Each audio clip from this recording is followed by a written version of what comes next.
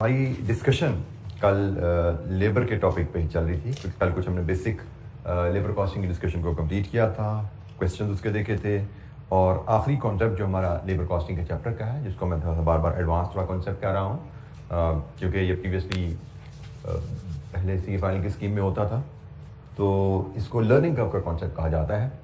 Learning effect क्या है? Labour intensive jobs जिसमें रेपिटिशन की वजह से time per unit gradually reduce हो जाता है, इसको हम लर्निंग इफेक्ट कहते हैं। द कॉन्सेप्ट इज, जब आपके पास किसी प्रोडक्ट की कॉस्ट डिटरमिन करने का टास्क आए एंड यू फील कि उस प्रोडक्ट को बनाने में लेबर विद एक्सपीरियंस एफिशिएंसी ला के टाइम रिड्यूस कर पाएगी, तो उस प्रोडक्ट की कॉस्ट डिटरमिन करने में उस लर्निंग इफेक्ट को ज़रूर इनकॉर्पोरेट करना चाहिए, क्योंकि लर्निंग इफेक्ट को इनकॉर्पोरेट करके ही आप कंपेटिटिव कॉस्ट बना पाओगे, कंपेटिटिव प्राइस दे पाओगे। अब लर्निंग इफेक्ट को कॉस्ट पर यूनिट में इनकॉर्पोरेट करने के लिए, लर्निंग इफेक्ट को लेबर कॉस्ट पर में इनकॉर्पोरेट करने के लिए हमें लर्निंग कर्व का कॉन्सेप्ट या लर्निंग रेट का जो एकेडमिक कॉन्सेप्ट है वो समझना पड़ेगा। बेसिक लेमन कॉन्सेप्ट तो हमने समझ लिया लर्निंग इफेक्ट क्या है, लेकिन अब एकेडमिकली हमें एक मैथमेटिकल मॉडल चाहिए जिसकी मदद से हम यूनिट्स की ग्रोथ के साथ लेबर कॉस्ट कैसे वेरी करती है हम वो डिटरमिन कर सकें। बेटा ये फैन बंद कर देते हैं।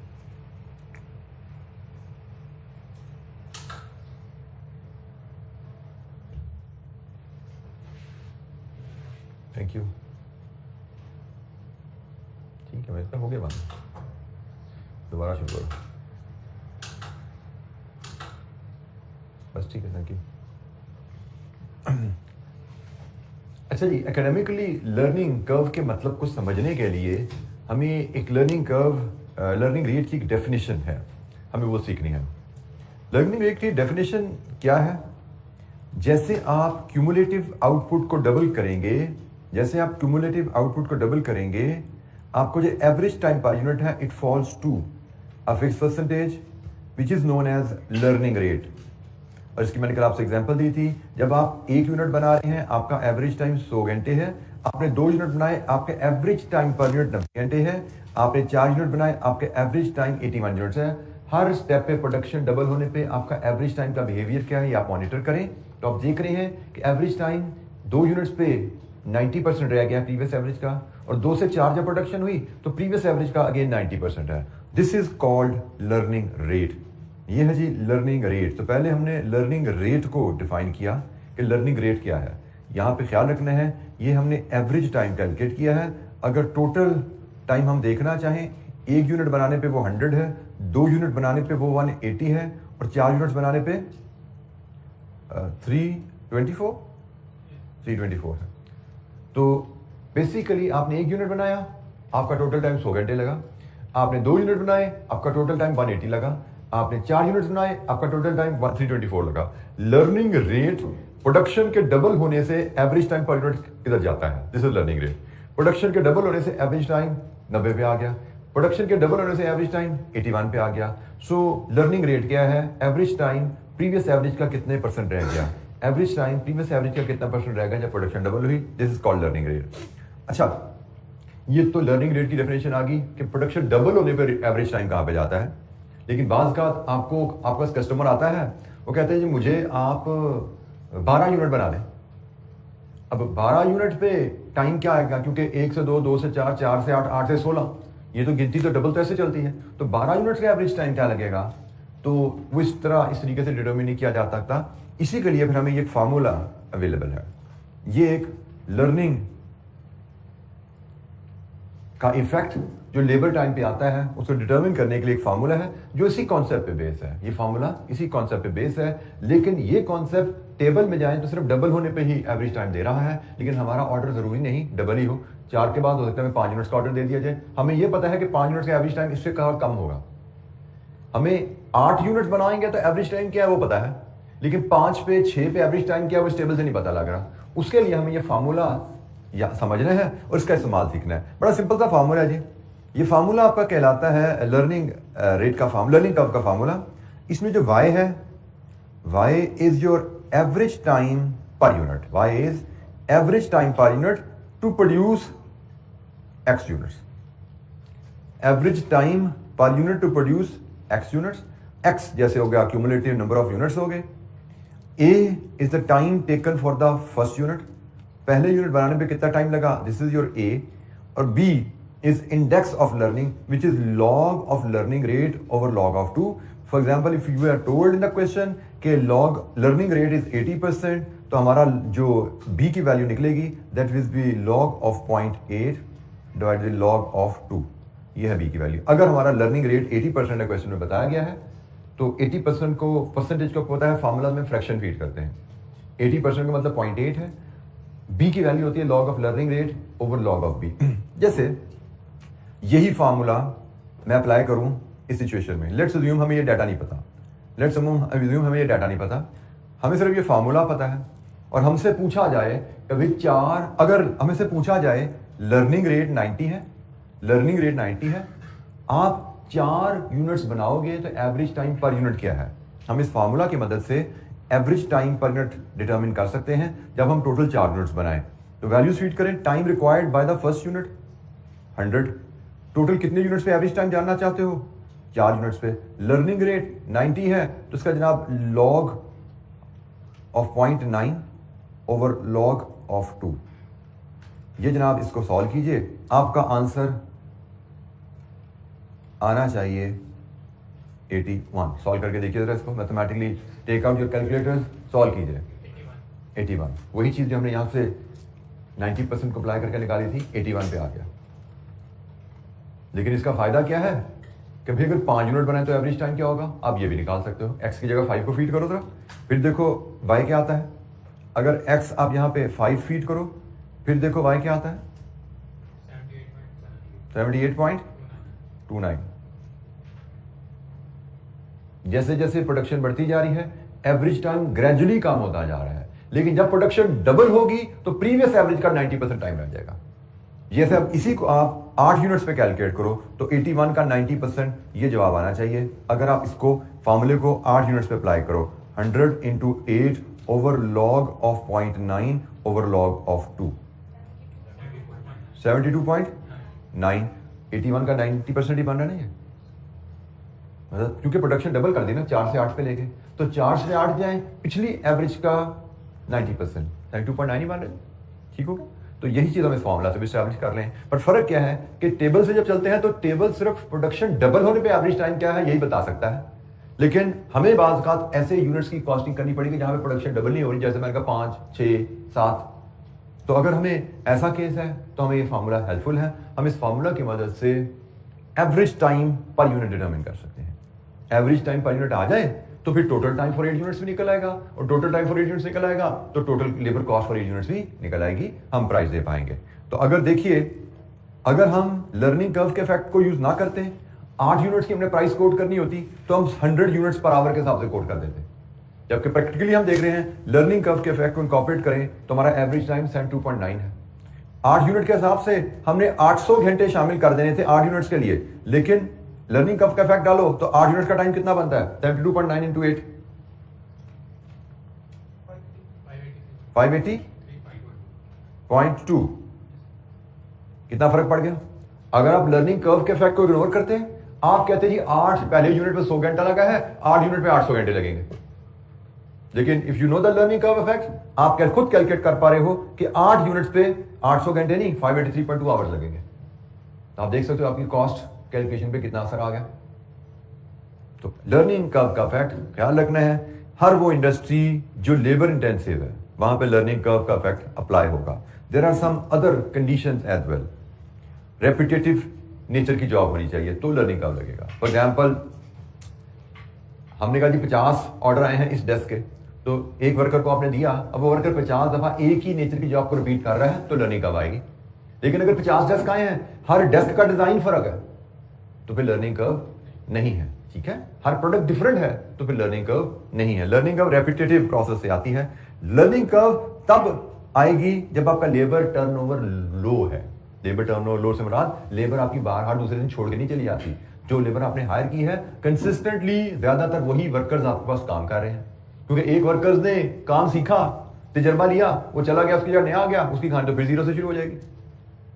ठीक है ना। तो लर्निंग कर्व ऐसे ही इदारों में आप इस्तेमाल कर सकते हो जहां पे लेबर टर्नओवर लो है, no prolong breaks between production. अगर आपकी प्रोडक्शन में प्रोलॉन्ग ब्रेक आ जाए तो भी लर्निंग का प्रोसेस ब्रेक हो जाता है। इट इज जस्ट लाइक, मुझे याद है कुछ दिन पहले बच्चे ने कहा जी हमें एक चैप्टर पढ़ के अगले चैप्टर पे जाते हैं तो पिछला चैप्टर कुछ दिनों बाद भूल जाता है। तो ऐसा ही है, एक उसने 5-6 डेस्क बनाए, 5 डेस्क में उसने कहा जी 10 कुर्सियां, आपने कहा उसको कहा 10 कुर्सियां बना दो, 10 कुर्सियां बनाने में 10 दिन लगे, उसके बाद फिर कहा जी 5 डेस्क और बना दो। तो भाई 10 दिन बाद दोबारा डेस्क बनाने आया तो शायद काम जीरो तो नहीं, लेकिन जिस तरीके से ग्रोथ वो लर्निंग कर्व चल रही थी वो स्टॉप हो जाती है, उसका रेट बदल जाता है। Learning curve to apply consistently, it is important कि आप रेगुलरली अप्लाई करते चलो। जिससे अगर आप चाहते हो कि आपको सिलेबस हर वक्त रिटेन रहे, उसका तरीका सिर्फ एक ही है, रेगुलरली पीरियोडिकली इसको रिवाइज करते रहो। एक दफा पढ़ के 2 महीने के लिए दफन कर दोगे, 2 महीने का 10 दिन बाद 5 दिन बाद भूल जाता है। लेकिन एक दफा पढ़ा, सीखा, 5-10 दिन बाद दोबारा पढ़ा, 15 दिन बाद दोबारा तीसरी दफा पढ़ा, महीने बाद चौथी दफा पढ़ा, फिर मुसलसल में भी आपका जहन में रहेगा। लेकिन पहली दफा पढ़ना 24 घंटे 48 घंटे बाद लाइव, लेकिन 24-48 घंटे में पढ़ लोगे, मे भी एक हफ्ता आपके जहन में रहेगा, एक हफ्ते बाद फिर पढ़ लोगे, मे भी अगले 3-4 हफ्ते आपके जहन में रहेगा कॉन्सेप्ट। लेकिन जैसे ही आपने ब्रेक दी, ड्यू टाइम पे रिवाइज ना किया, कॉन्सेप्ट विल बी लॉस्ट। हाँ, रिकवर करने में टाइम कम लगेगा, पहली दफा सीखने में जो टाइम लगा था उतना टाइम नहीं लगेगा, लेकिन आपको याद होगा फुली। तो ऐसा नहीं होगा कि जी 10 दिन पहले तो मैंने पढ़ा था, मुझे पूरा याद होना चाहिए, ऐसा नहीं होगा। अगर 10 दिन बाद आप चाहते हो पूरा याद रहे तो आपको उससे पहले 3 दफा रिवाइज किया होगा, तो फिर 10 क्या 15 दिन तक याद रहेगा। अच्छा जी, ये जी हमारी डिस्कशन होगी लर्निंग कर्व के कॉन्सेप्ट पे। अब थ्रू कुछ एग्जांपल हम इस फार्मूले की एप्लीकेशन सीखते हैं। नॉलेज फार्मूले की हद तक था, अब इसकी एप्लीकेशन है डिफरेंट सिनेरियोज में, वो थ्रू एग्जांपल्स हम देखेंगे और कुछ क्वेश्चन भी देखेंगे। Let's start with example 1।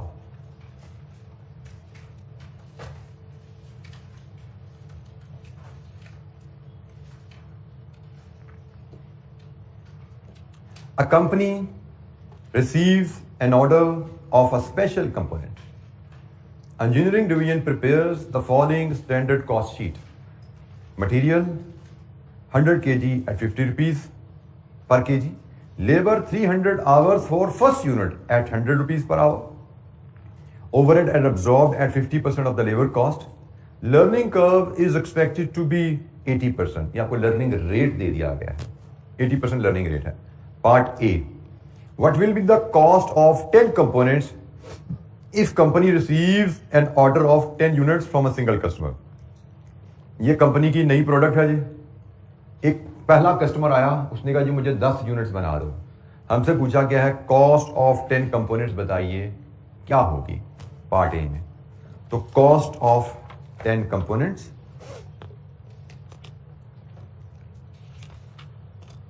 Page 353। हम डेटा जब देखते हैं तो हमें पता लग रहा है कि हमारे कॉस्ट ऑफ कंपोनेंट्स में 3 एलिमेंट्स ऑफ कॉस्ट हैं, एक मटेरियल, एक लेबर और एक ओवरहेड्स। यहां से हम टोटल कॉस्ट ऑफ 10 कंपोनेंट्स बना सकते हैं। मटेरियल की कॉस्टिंग नहायत सिंपल है, हमें बताया गया है 100 kg पर यूनिट लगता है, 10 यूनिट्स हमने बनाने हैं, तो ये टोटल कितना मटेरियल चाहिए वो आ गया, और 50 रुपीज पर केजी इसकी कीमत है। तो बताइए जनाब मटेरियल की कॉस्ट कितनी आई? It is 50,000। लेबर की कॉस्ट की बात करें तो लेबर का रेट तो हमें पता है 100 पर आवर है, लेकिन लेबर आवर कितने लगने हैं हमें पहले यूनिट का तो पता है, लेकिन लर्निंग कर्व का भी पता है। इससे पता लग गया जो टाइम पहले यूनिट में लगना है यूनिट में सेम टाइम नहीं लगेगा, ग्रेजुअली टाइम में कम होते जाना है। तो उसके लिए तो हमें लर्निंग कर्व का फॉर्मूला इस्तेमाल करना पड़ेगा, हम वर्किंग वन बना लेंगे। और ओवरहेड्स की बात करें तो उसने कहा जो ओवरहेड तो आपकी लेबर कॉस्ट का 50% है, जो लेबर कॉस्ट आएगी उसका 50% हम अप्लाई कर देंगे, हमारे ओवरहेड्स आ जाएंगे, कॉस्ट पूरी हो जाती है। अच्छा जी, अब हमें यहाँ पे क्या चाहिए? 10 यूनिट्स बनाने पे हमारा टोटल टाइम कितना लगेगा, ऐसा ही है जी, यही चाहिए ना हमें। 10 यूनिट्स में हमारा टोटल टाइम कितना लगेगा, तो 10 यूनिट्स पे टोटल टाइम कितना लगेगा उसको लिए हम 10 यूनिट्स को मल्टीप्लाई कर देंगे y के साथ। y क्या था देखो, देखा न जाके इस फॉर्मूला उसकी की average time per unit. Average हम y कैलकुलेट करेंगे where x is equal to 10, ऐसा ही है। हम y कैलकुलेट करेंगे where x is equal to 10 कि जब हम 10 यूनिट्स बनाएंगे तो एवरेज टाइम पर यूनिट हमारा क्या आएगा। एवरेज टाइम पर यूनिट को 10 यूनिट से मल्टीप्लाई कर देंगे तो टोटल टाइम फॉर 10 यूनिट्स हो गया। Total time for 10 units into hourly rate, cost for 10 units आ गई। So this is the approach. हम वर्किंग वन में जाते हैं और y का फॉर्मूला अप्लाई करते हैं। Working one, y is equal to a x b, putting in the value a is time required for the first unit 300 hours, x कितने unit बनाना चाहते हैं 10, b इंडेक्स 80% रेट के ऊपर, तो log of 0.8 over log of 2। तो बताइए जनाब average time per unit when you produce 10 units कितना होगा। Average time per unit when you will produce 10 units कितना आएगा जी 142.95 आवर्स। ये है जी हमारा एवरेज टाइम पर यूनिट। तो जनाब इसको हम यहां पे फीड करेंगे 142.95, यहां से हम लेबर कॉस्ट ले लेंगे तो units into time per unit into cost per hour कितना बना जी लेबर कॉस्ट 142,950 और 142,950 का 50% 71475। लीजिए जी यहां से आपको मिली कॉस्ट 10 यूनिट्स की कॉस्ट जो हमारी पार्ट ए की रिक्वायरमेंट है। एग्जाम्पल 1 में पार्ट ए 10 यूनिट्स की कॉस्ट 264425।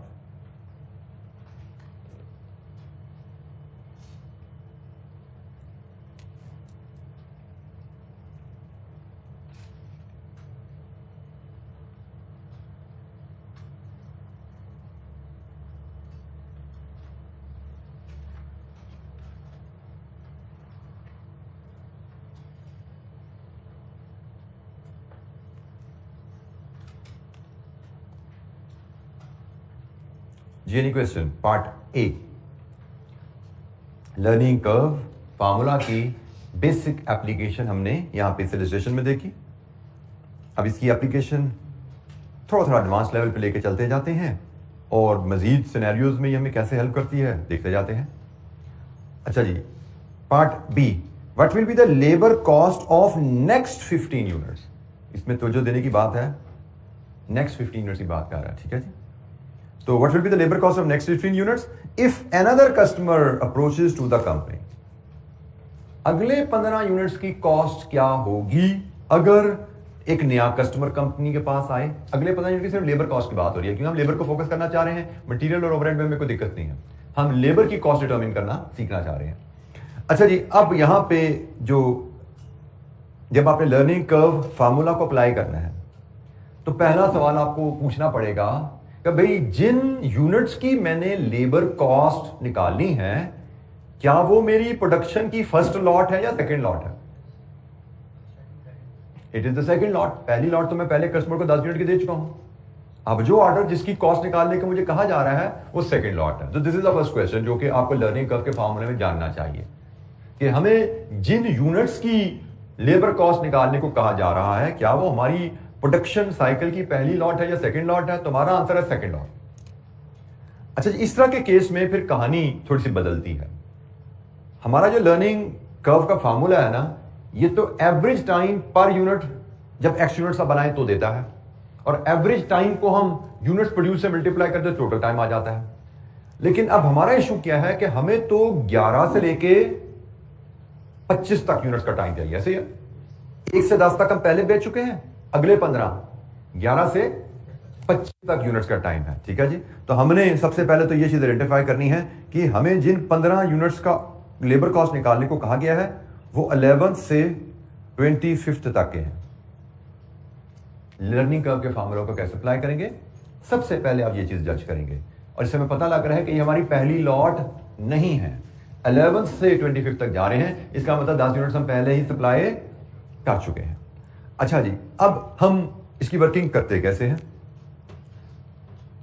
इसके लिए असूल तो बड़ा सीधा सा। हम पहले लेबर कॉस्ट पहले हम लिख लें कि लेबर कॉस्ट जो निकलेगी, हमें लेबर कॉस्ट निकालने को कहा गया है, तो जो लेबर कॉस्ट होगी that will be labour time into labour rate per hour, और मैं इस टाइम को भी यहाँ पे लेबर आवर्स कह देता हूँ, लेबर आवर्स। हमारे टाइम कितना लगेगा आवर्स में, यूनिट्स बनाने में, इसको रेट से मल्टीप्लाई कर दें। और लेबर आवर्स पे जब हम जाते हैं तो वहां पे फिर लर्निंग कर्व की कॉन्सेप्ट की एप्लीकेशन आती है, जिसमें हमने कहा हमें 15 यूनिट्स का लेबर टाइम चाहिए और वो यूनिट्स हैं 11 से 25। अब इस तरह के केस में यहां पे you are not calculating labour time for the first lot, this is not the labour time for the first lot, आप अगली लॉट का टाइम करने जा रहे हैं। तो तरीका नहायत आसान है, 2 स्टेप में वर्किंग होती है जी। आप पहला स्टेप करते हो total time required up to last unit, in this case 25th unit. Total time required up to last unit, इस केस में 25 unit, less total time taken by previous production, मतलब up to 10, बिल्कुल ठीक हो गया, up to 10 units. 25 unit तक total time कितना लगा, इसमें से लेस कर दो पहले 10 यूनिट्स का टाइम, प्रीवियस यूनिट्स का टाइम, जो कि इस केस में फर्स्ट 10 है, ऐसा ही है। अब बात समझ आ जाएगा ना 15 यूनिट का टाइम। तो this is how we deal with such situation. जब हमारी प्रोडक्शन, जिसका हमें टाइम कैलकुलेट करने को क्या कहा गया है, that is not the first lot, तो हम कैसे चलते हैं, हम पहले आइडेंटिफाई करेंगे जिन यूनिट्स का हमने टाइम डिटरमिन करना है वो नंबर्स में कहां से कहां तक की प्रोडक्शन है। तो यहां पे पता लगा जिन यूनिट्स का हम टाइम निकाल रहे हैं वो 11 से 25 तक की प्रोडक्शन है, फर्स्ट लॉट नहीं है। फर्स्ट लॉट होती तो जिंदगी हमारी इसी तरह होती, आसान जैसे यहां पे थी। फॉर्मूला से एवरेज टाइम निकालो, एवरेज टाइम को 10 से मल्टीप्लाई कर दो, क्योंकि पहले 10 यूनिट्स है ना। लेकिन ये पहले 15 यूनिट्स नहीं है, इन 15 यूनिट से पहले भी हम यूनिट्स बना चुके हैं। तो भाई पहले फिर इनकी गिनती आइडेंटिफाई करो, ये कहां से कहां तक के यूनिट्स हैं। ये 11 से 25 तक यूनिट्स हैं, और इसका तरीकाकार क्या है, आखिरी यूनिट तक का टोटल टाइम लो और उसमें से लेस कर दो प्रीवियस लॉट्स का टाइम। तो प्रीवियसली कितने यूनिट्स बना चुके हो, 10, 25 का टोटल टाइम लो, उसमें से 10 का टाइम निकाल दो, 15 का टाइम आ जाएगा। तो जनाब 25 का टाइम लेना, फार्मूला चलेगा यही वाला जी, ए एक्स बी की वैल्यू जरा बता दो एक बार, ये बार बार हम लॉग ये क्या लिखते हैं, इसकी वैल्यू क्या आ रही है, log 0.8 ओवर log 2 क्या है,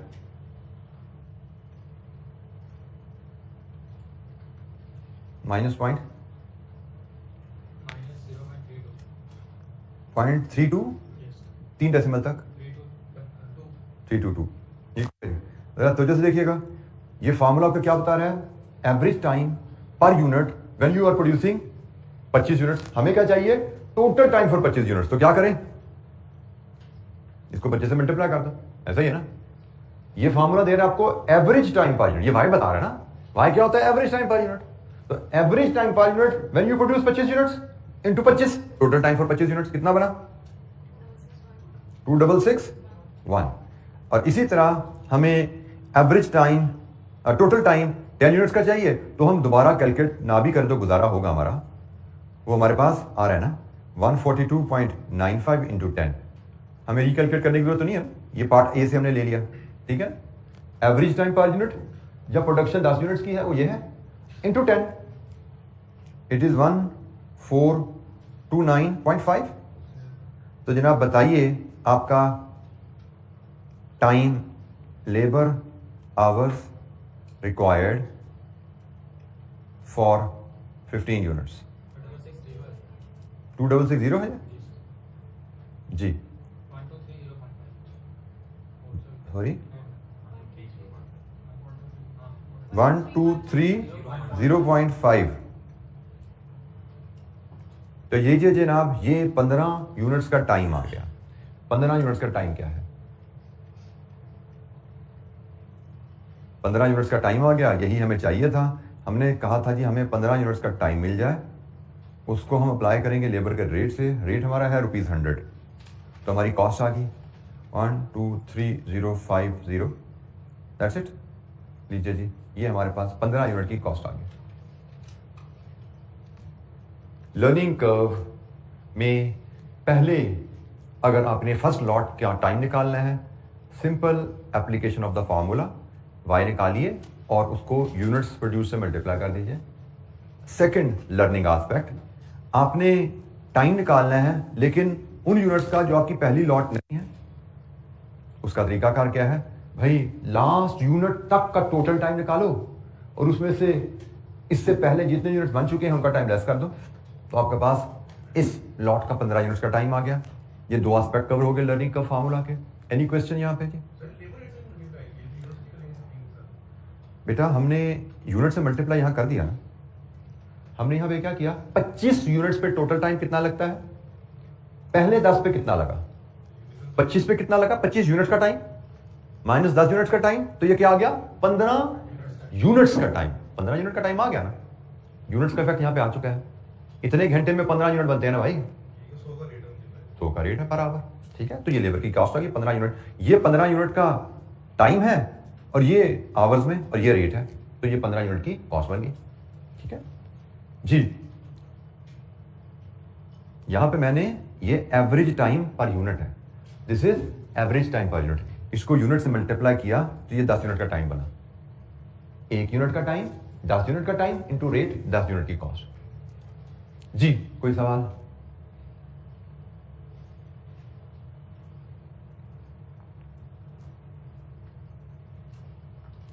अच्छा जी, अब एक और सिनेरियो सी, ये एग्जांपल करेंगे तो जो मैंने कहा था ना कि 90% तक लर्निंग आपकी लर्निंग कर्व फार्मूले की कंप्लीट होती है इस एग्जांपल के साथ। तो इसका पार्ट सी देखते हैं।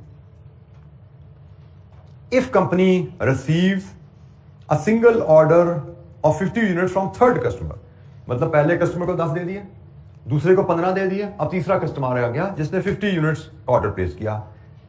After supplying the same components to the previous customers, what will be the labor cost of this order to the company, while engineering division has informed that learning curve effect stop after manufacturing of 40 units?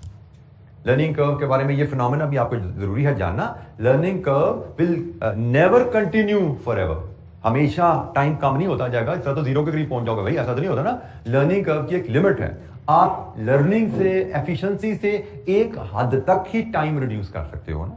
आप time को forever reduction में ले जाकर zero के करीब तो नहीं ले जा सकते। आपने 5 घंटे में पहला टेबल बनाया तो भाई आहिस्ता आहिस्ता 3 घंटे तक आ जाओगे, 2 घंटे तक आ जाओगे, 2 मिनट में तो नहीं टेबल बन जाएगा ना। टाइम जो लगना है वो तो लगना है। तो लर्निंग से आप टाइम रिड्यूस कर सकते हो, but it will never, reduction will never continue forever. There will be a time when learning effect will stop. तो ये जनाब आखिरी सिनेरियो आ गया इस एग्जांपल का, जिसमें मैं कहा गया लर्निंग इफेक्ट रुक जाता है 40 यूनिट्स बनाने के बाद। मतलब आपका टाइम पहले यूनिट से दूसरे, दूसरे से चौथे तक ग्रेजुअली रिड्यूस होता जा रहा है, लेकिन जब आपने 40 यूनिट पूरे कर लिए इसके बाद टाइम रिडक्शन बंद होगी। अब लर्निंग इफेक्ट 40 यूनिट्स पे रुकने का मतलब जरा समझ लो, क्या बनेगा इसका मतलब?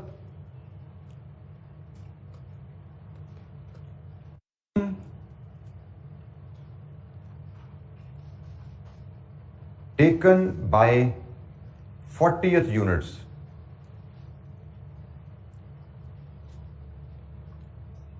will be required for all future production।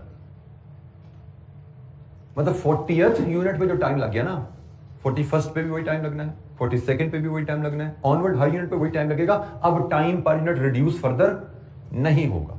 Learning curve, learning effect 40 units पे आके रुकने का मतलब क्या है? जितना टाइम 40th यूनिट पे लगा अगले हर यूनिट पे सेम टाइम लगेगा। अब मजीद लर्निंग इफेक्ट नहीं होगा। 1 से लेके 40 तक 1 2 3 4 5 39 40 ग्रेजुअली टाइम रिड्यूस होता रहा है। ग्रेजुअली हर नए यूनिट का टाइम पिछले यूनिट से कम रहा है, लेकिन 40th यूनिट पे जितना टाइम लगा लर्निंग कर्व रुकने का मतलब इसके आगे टाइम रिडक्शन नहीं होनी। ठीक हो क्या जी? तो अब इसको हम कैसे लेकर चलते हैं? लर्निंग कर्व के कॉन्सेप्ट को इस तरह के सिनेरियो में कैसे अप्लाई करते हैं? पहला सवाल आपका यही रहेगा, सर हमने फिर अगेन लेबर कॉस्ट निकाल ली है ना, तो लेबर कॉस्ट तो वही रहेगी labour hours into rupees per hour. Labour cost ऐसे निकलनी है। लेकिन अब हमें जो लेबर आवर्स चाहिए वो कितने, कौन से यूनिट्स के चाहिए तो 50 यूनिट्स के, लेकिन ये 50 यूनिट्स कौन से वाले हैं? 26 से 75 तक के, ऐसा ही है। पहला स्टेप तो वही है कि जिन यूनिट्स का आपने लेबर टाइम कैलकुलेट करना है वो यूनिट्स आपकी को कहां से कहां तक के यूनिट्स हैं प्रोडक्शन लाइफ के। तो हमने कहा जी हम अभी तक एक कस्टमर को 10 सप्लाई कर चुके हैं, दूसरे को 15 सप्लाई कर चुके हैं, 25 यूनिट हम पहले सप्लाई कर चुके हैं, ये तीसरा कस्टमर है 50 यूनिट्स का। इसको जो हमने 50 यूनिट देने हैं वो 26 से 75 तक है। अच्छा, जब यहां पे पार्ट सी में एक थोड़ा सा सिनेरियो बदलता है, यहां पे एक और क्वेश्चन आता है, और वो क्वेश्चन ये आता है कि क्या 26 से लेकर 75 यूनिट तक लर्निंग कर्व कंटिन्यूअस रहेगी या रुक जाएगी? रुक जाएगी। पिछले सवाल में ये सिनेरियो नहीं था ना, लर्निंग कर्व रुकने की बात नहीं थी, इसलिए इस क्वेश्चन मैंने किया नहीं। वहां पे लर्निंग कर्व नहीं रुक रही थी। लर्निंग कर्व नहीं रुक रही हो तो कैसे क्या बात होगी? अब जनाब इशू यहां पे, यहां से 26 से लेकर 75 तक लर्निंग कर्व रुक जाएगी। जब ऐसी कहानी हो तो फिर आप इस लॉट के दो हिस्से कर देते हो, एक 26 से 40th तक और दूसरा 41st से 75th तक। अब जो लेबर का टाइम निकलेगा ना वो दो टुकड़ों में निकलेगा इस तरह। हमें 26 से 75 तक 50 यूनिट का टाइम चाहिए, लेकिन 26 से 75 तक यूनिट्स बनाने में लर्निंग कर्व रुक जाती है। तो इसलिए इस मामले को डील करने के लिए हमें इस 50 यूनिट्स की लॉट के दो हिस्से करने पड़ते हैं, एक अप टू लर्निंग कर्व और एक बियॉन्ड लर्निंग कर्व। तो हमें यहां से पता लग रहा है 15 यूनिट्स हमारे लर्निंग कर्व के अंदर बन रहे हैं और बाकी 35 यूनिट लर्निंग कर्व के कंप्लीट होने के बाद बन रहे हैं। अच्छा जी, अब इनको हम डील करेंगे वर्किंग 1 से, वर्किंग 2 से, और इन दोनों का जो टोटल होगा ये हमारा 50 यूनिट्स का टाइम होगा। एग्रीड?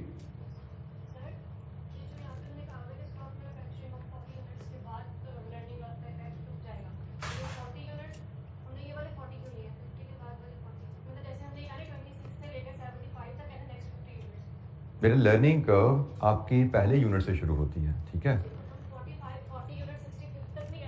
नहीं कह सकते हम, यही मैं बता रहा हूं आपको। इंजीनियरिंग डिवीजन लर्निंग कर्व के बारे में इंफॉर्मेशन आपको देता है जब वो प्रोडक्ट डेवलप करता है कि भाई हमने प्रोडक्ट डेवलप की है, हमारा ख्याल है कि इसमें लर्निंग कर्व 80% है और ये लर्निंग कर्व 40 यूनिट्स तक चलेगी। जब प्रोडक्ट डेवलप हुई आपको बता दिया गया कि लर्निंग कर्व 40 यूनिट्स तक चलेगी।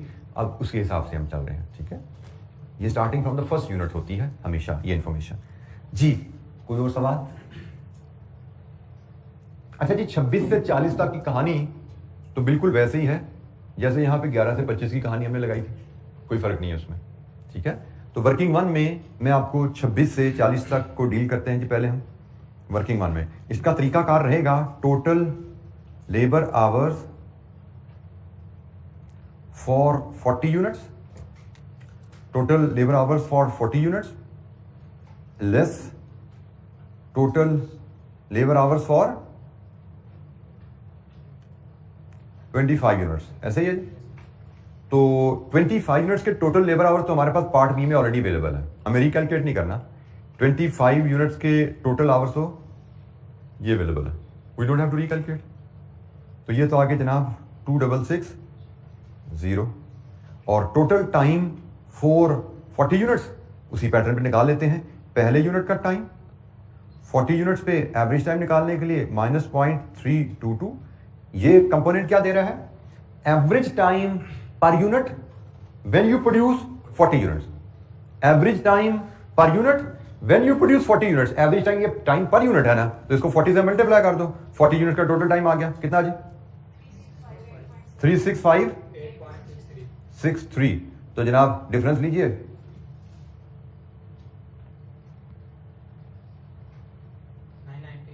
998.63। ये आपके पास ये जी 26 से 40 तक का टाइम आ गया 998.63।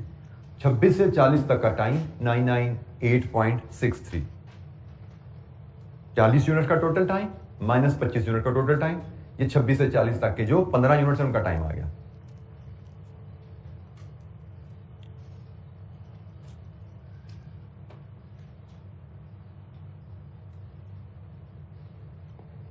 अच्छा ये आप यहां पे आइए, नेक्स्ट 35 मिनट की कहानी है। इधर मैं आपको पहले ही बता चुका हूं कि जो टाइम 40th यूनिट पे लगा अगले हर यूनिट पे वही टाइम लगना है। जो टाइम 40th यूनिट पे लगा अगले हर यूनिट पे वही टाइम लगना है, ये कह रहे हैं ना। जो टाइम 40th यूनिट पे लगा 35 यूनिट पे वही टाइम लगना है। तो भाई 40th यूनिट पे क्या टाइम लगा है, कैसे निकालोगे ये? 40th यूनिट का टाइम कितना है? 40th यूनिट का time, not the average time. Y is average time. की पढ़ो जाके फॉर्मूला में, what is Y? Average time per unit. And I am not asking you average time, I am asking you 40th unit का time. It's very simple. Total time taken for the 40 units minus total time for 39 units. ऐसा ही है क्या? तो भाई working 2.1 total labour hours for 40 units less total labour hours for 39 units. तो we will get labour hours for 40th unit. तो 40 unit का labour time तो ऑलरेडी हम निकाल चुके हैं, we don't have to rework. ये वर्किंग 1 में हमने ऑलरेडी निकाला हुआ है जी 3658.63। और जिस तरह यहां पे 40 यूनिट का टाइम निकाला, 39 यूनिट का टाइम भी उसी तरह निकाल लो। 39 यूनिट का टाइम निकलेगा 300 into 39 raised to power -0.322 multiplied with 39। कितना बना जी? 3.36। तो बताइए जनाब 40th यूनिट का टाइम क्या बना? माइनस कीजिए इसमें से 62.59। ये 40th यूनिट का टाइम है। लर्निंग कर्व रुकने का मतलब अगले हर यूनिट पे यही टाइम लगेगा। तो 62.59 इंटू 35 कितना बना?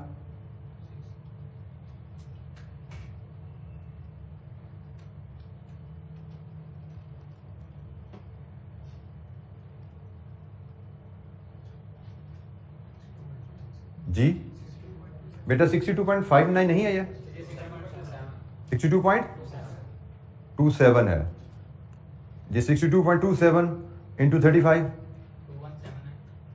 217.45 लीजिए जी। वर्किंग 2179.45 इन दोनों को सम कर लीजिए, ये आपके 50 यूनिट का टाइम आ गया।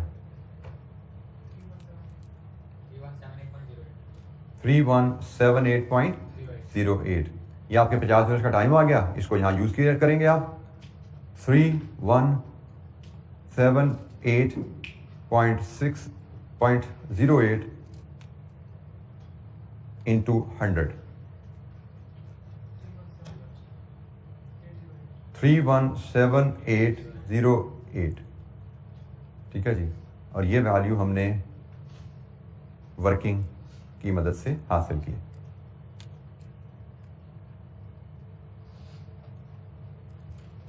लर्निंग कर्व इफेक्ट की इस एक एग्जाम्पल में तकरीबन हम 90 to 95% कॉन्सेप्ट हमने सीख लिया। पहला केस लेबर कॉस्ट डिटरमिन करना फर्स्ट लॉट की, दूसरा केस लेबर कॉस्ट डिटरमिन करना फर्दर लॉट की, तीसरा केस लेबर कॉस्ट डिटरमिन करना ऐसी लॉट की जिसके दरमियान लर्निंग कर्व रुक जाती है। ठीक है, तो जनाब 1 by 1 हम चले। अगर पहला केस सबसे आसान है, सिंपली आपने एवरेज टाइम पर यूनिट निकाला, यूनिट प्रोड्यूस से मल्टीप्लाई किया, कॉस्ट आ गई। दूसरा केस जहां पे आप सेकंड लॉट से डील कर रहे हो, वहां पे लेबर टाइम की कैलकुलेशन आप आखिरी यूनिट तक का टोटल टाइम लोगे, प्रीवियस लॉट्स का टोटल टाइम लेस करोगे। यहां पे जैसे 25 यूनिट का टोटल टाइम दिया, हमें 11 से 25 का टाइम चाहिए, पिछले 10 यूनिट का टाइम लेस कर दिया तो 11 से 25 का टाइम आ गया, कॉस्ट निकल आई।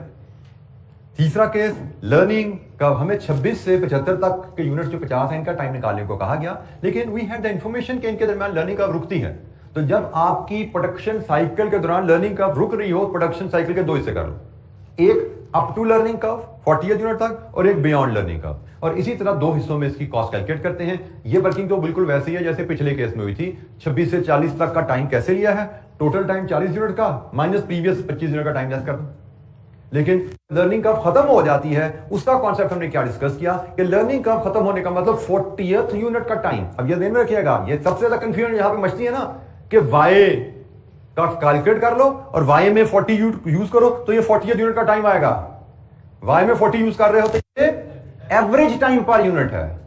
व्हेन यू प्रोड्यूस 40 यूनिट्स, हमें 40th यूनिट का टाइम चाहिए, तो 40th यूनिट का टाइम निकलता है टोटल टाइम 40 यूनिट्स का, टोटल टाइम 39 यूनिट्स का, फिर आपको मिलता है 40th यूनिट का टाइम। और लर्निंग कर्व रुकने का मतलब है जो टाइम 40th यूनिट पे लगा अगले हर यूनिट पे सेम टाइम लगना है।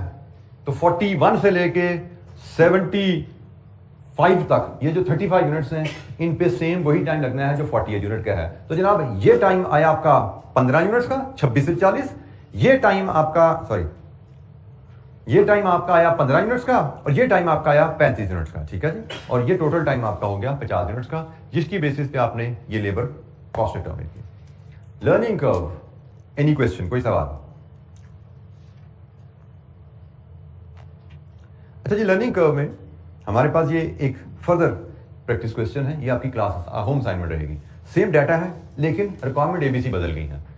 यही डाटा जो ऊपर हमने यूज किया, रिक्वायरमेंट एबीसी बदली है, ये आप घर से करके लाएंगे और इसमें क्वेश्चन बेशक आप व्हाट्सएप ग्रुप में डाल दीजिएगा ताकि आप लोग एक दूसरे से वेरीफाई कर सको आसानी से, नहीं तो कोई दिक्कत होगी कल चेक कर लेंगे हम फिलहाल थोड़ा सा आगे चलते हैं, एग्जाम्पल 2 को देखते हैं।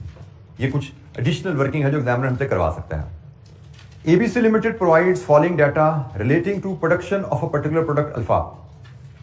डाटा क्या जी? Number of units, time spent on units, मतलब पहले यूनिट पे लगे 250 घंटे, दूसरे यूनिट पे लगे 150 घंटे, तीसरे पे 127 एंड सो ऑन। कहा क्या क्या है? Learning rate. तो ये भी एग्जाम में बात होता है, एग्जाम में हमें लर्निंग रेट दिया नहीं जाता है, जैसे पिछले साल में दिया था ना 80%। बात होता एग्जामिनर हमें लर्निंग रेट नहीं देता, वो कहता है लर्निंग रेट खुद कैलकुलेट कर लो। तो लर्निंग रेट कैलकुलेट करना नहायत आसान है if you know the formula और यू नो द डेफिनेशन। कि डेफिनेशन क्या है? लर्निंग रेट क्या होता है? प्रोडक्शन के डबल होने पे एवरेज टाइम कहां पे आता है? यही प्रोडक्शन के डबल होने पे एवरेज टाइम कितने परसेंट पे आता है, यही है लर्निंग रेट। तो प्रोडक्शन के डबल होने पे एवरेज टाइम, पहली यूनिट का तो 250 है, 2 यूनिट पे एवरेज टाइम कितना है? एवरेज टाइम 250 प्लस 150 बाय 2, ये है एवरेज टाइम। आगे का डाटा हमें देखने की जरूरत ही नहीं है, 1 से 2 पे प्रोडक्शन डबल होगी ना, 2 से 4 पे जाने की हमें जरूरत नहीं है, 4 से 8 पे जाने की हमें जरूरत नहीं है। लर्निंग रेट यहीं से निकल आता है कि 1 यूनिट बनाया तो एवरेज टाइम क्या है, 2 यूनिट बनाए तो एवरेज टाइम पर यूनिट क्या है। 1 यूनिट का एवरेज तो 1 यूनिट का टाइम रहेगा ना, लेकिन 2 यूनिट्स पे 2 यूनिट्स का टाइम सम करो बाय 2 कर दो, एवरेज आ गया। तो यहां से आप निकाल लो कि एवरेज टाइम प्रोडक्शन डबल होने पे पिछले टाइम का कितना रह गया? 80%। This is the learning rate. हमें जरूरत नहीं है, लेकिन जस्ट फॉर योर अंडरस्टैंडिंग मैं यही कैलकुलेशन 2 से 4 पे भी आपके लिए करता हूं। जब 2 से 4 पे जाते हो तो average time 250 plus 150 plus 127 plus 113 by 4 कितना आता है जी एवरेज टाइम? जब 2 से 4 पे जाते हो तो 160। तो जनाब देख लो यहां से प्रोडक्शन डबल हुई, एवरेज टाइम कितना रह गया पिछले एवरेज का? अब पिछली एवरेज ये थी ना, 2 से 4 पे गए तो एवरेज टाइम 200 से 160 पे आया, तो 160 बटा 200 सेम 80%। इसीलिए मैंने कहा था 1 से 2 पे आ गए ना, लर्निंग रेट निकल आता है। 2 से 4 पे जाने की जरूरत नहीं है, 4 से 8 पे जाने की जरूरत नहीं है। ये तो सिर्फ मैंने आपकी एक तरह की रिवीजन के लिए आपसे शेयर कर लिया डाटा, अदरवाइज हमें इस कैलकुलेशन की जरूरत नहीं थी। हमारा काम यहीं पे ही हो गया था, लर्निंग रेट डिटरमिन करना। तो हमें एग्जाम में लर्निंग रेट डिटरमिन को करने को कहा जाता है।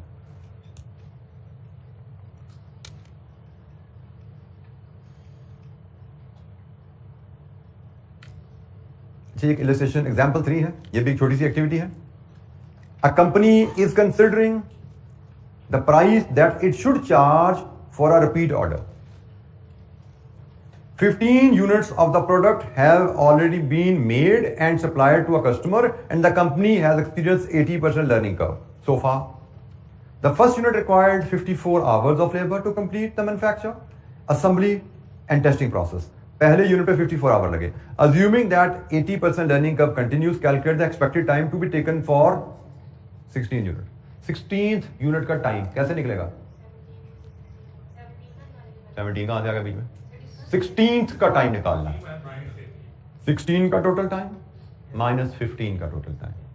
ठीक हो गया जी? तो इसकी कैलकुलेशन एग्जांपल 3, 16 का टोटल टाइम माइनस 15 का टोटल टाइम हम बड़ी एफिशिएंटली प्रेजेंट कर सकते हैं.